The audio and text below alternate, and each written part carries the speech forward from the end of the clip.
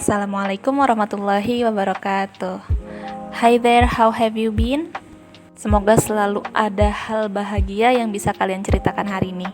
Well, hari ini kita akan melanjutkan pelajaran kita yang kemarin tentang simple present tense. Sebelumnya kita telah mengetahui susunan kalimat simple present tense yang subjeknya itu I, you, they, we.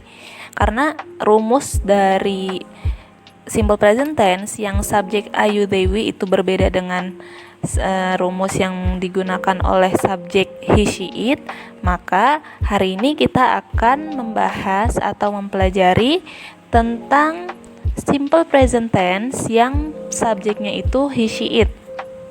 Well, kita review sedikit tentang video sebelumnya. Contoh dari kalimat simple present tense yang menggunakan subjek I, you, they, we adalah we use social media every day. Lalu bagaimana kalau subjeknya itu kita ubah menjadi she? Yes, excellent. Ketika diubah subjek yang menjadi she, maka kalimatnya akan seperti ini. She uses social media every day. Jadi, rumus yang kita gunakan ketika kita ingin membuat kalimat simple present tense yang subjeknya itu he, she, it, maka verbnya harus kita tambah s atau is di akhir katanya.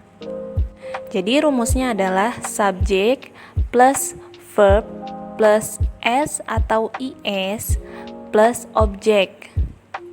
Itu untuk kalimat positif. Sedangkan untuk kalimat negatif, kita tambahkan does not atau biasa disingkat dengan doesn't. Rumusnya menjadi subject plus does plus not plus verb one plus object. Well, kemudian untuk kalimat interrogatif atau kalimat tanya, rumusnya adalah does plus subject plus verb one plus object. Coba perhatikan pada kalimat negatif dan kalimat interrogatif di sini. Untuk kalimat negatif dan kalimat interrogatif, verbnya itu tidak perlu ditambahkan s atau is lagi karena kita sudah menggunakan does. Jadi, verb yang ditambah s atau is hanya berlaku pada kalimat positif atau affirmative sentence. Well, sebelum melanjutkan pada contoh-contoh kalimat selanjutnya, di sini ada beberapa ketentuan bagaimana kita menambahkan s atau is, atau ada lagi satu yaitu ies pada akhir verb. Yang pertama, kita tambahkan ies itu ketika verbnya itu berakhiran huruf y. Dan sebelum huruf y itu dia berhadapan langsung dengan huruf mati atau huruf yang selain huruf vokal. Seperti pada contoh study. Study menjadi studies. Cry menjadi cries. Lalu fly menjadi flies dan sebagainya. Lalu kemudian kita tambahkan is ketika verbnya itu berakhiran huruf ss, sh, ch, x atau o. Seperti pada contoh verb discuss. Discuss akan menjadi discusses. Kemudian wash menjadi washes. Lalu kemudian teach menjadi teaches. Dan ada lagi mix menjadi mixes. Kemudian yang terakhir adalah hanya ditambahkan s saja. Nah, ini berlaku untuk semua verb yang berakhiran huruf kecuali yang tadi kita sebutkan. Contohnya eat menjadi eats, drink menjadi drinks, swim menjadi swims, dan sleep menjadi sleeps. Oke, sekarang mari kita perhatikan bagaimana membuat kalimat simple present tense yang subjeknya itu orang ketiga. Contohnya, my sister studies hard every night. Nah, ini adalah contoh kalimat afirmatif atau kalimat positif, yaitu my sister studies hard every night. Di sini kenapa kita menggunakan studies? Karena study ini huruf akhirnya huruf Y, dan huruf sebelum huruf Y itu adalah huruf D, yang mana huruf D adalah huruf mati atau huruf non-vokal. Maka Y-nya kita ubah menjadi IES, menjadi studies. My sister studies hard every night. Lalu ketika kita ubah menjadi kalimat negatif, maka akan menjadi seperti ini.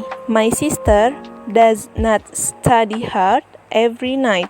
Coba kita lihat di sini menggunakan does not atau doesn't. Jadi untuk yang subjeknya he, she, it, kita harus menggunakannya does, bukan do. Karena do itu digunakan hanya untuk yang subjeknya I, you, they, dan we. Lalu ketika kita ubah kalimat ini menjadi kalimat interrogatif, maka akan menjadi does your sister study hard every night? Don't forget to put does in front of the sentence. Jangan lupa kita letakkan does-nya itu di depan kalimat.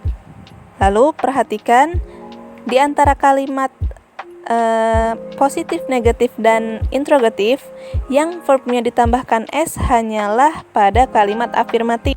Untuk kalimat negatif dan kalimat interrogatif, verbnya tidak perlu ditambahkan s atau is lagi, karena sudah terwakilkan oleh does.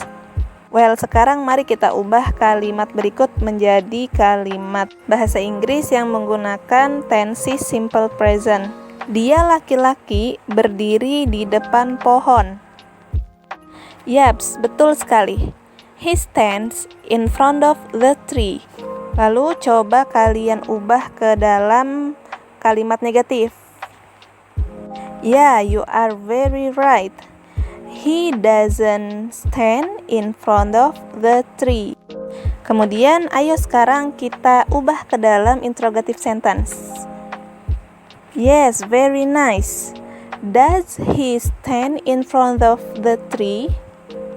Well, itu adalah materi-materi kita tentang simple present tense.